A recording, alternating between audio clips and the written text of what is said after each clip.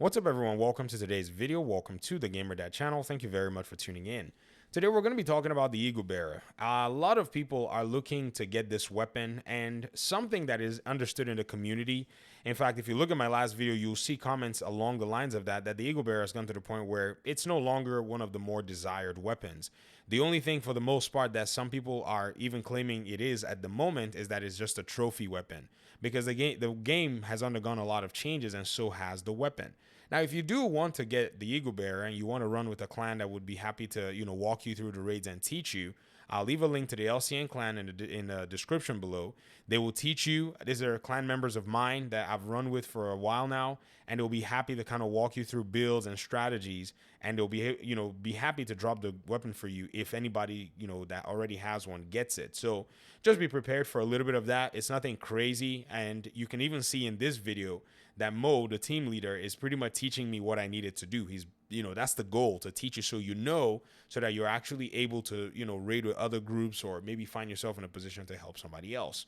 Now, this leads to the conversation of the EB itself, the Eagle Bearer, finally possibly making its way to the dark zone pretty soon.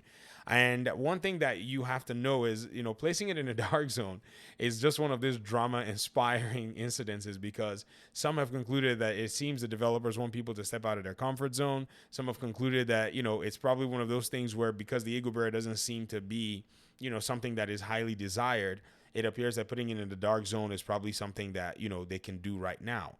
But it leads me to kind of, go through a lot of the really weird decision making within the division for a while, and that's something I wanted to point out. When the Eagle Bearer was first released, it was one of the most, if not the most sought after weapon in the entire game. People were playing raids, people were asking, and begging people, giving them money to drop this Eagle Bearer for them, and people were paying money to have groups run them through the raids and possibly get the weapon from them. We saw incidences where people paid as much as $300 in some cases to be able to get this weapon.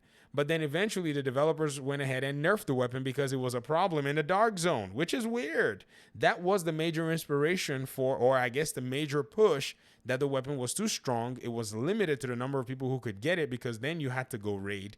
Then in raiding, you had to possibly get the drop. Then in getting the drop, many people could run into the dark zone and pretty much melt everybody that they encountered, because the weapon was just, super stupid, in terms of how powerful it was.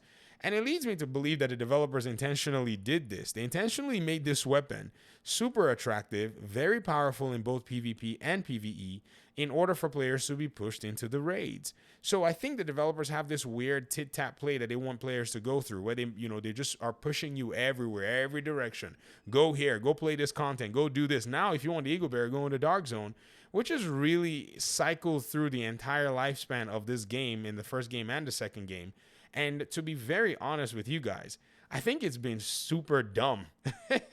I mean, there has to be a characterization of this as quite useless for the most part. And even though I'm here telling you, this is how you can get the Eagle Bear, because I know some of you probably want it for a trophy, I can still go ahead and tell you for sure that, it's one of those things where I can honestly say to you that almost nothing is worth pursuing in the Division 2 in the grand scheme of things, other than the fact that you just want to say for prestige that you have that item, which I'm saying it, but I've already pursued a whole bunch of stuff. So this is not me saying don't pursue trying to get these things, but just understand that you shouldn't necessarily base how, enjoyable the game is to you by tying it to something that you get or you don't get.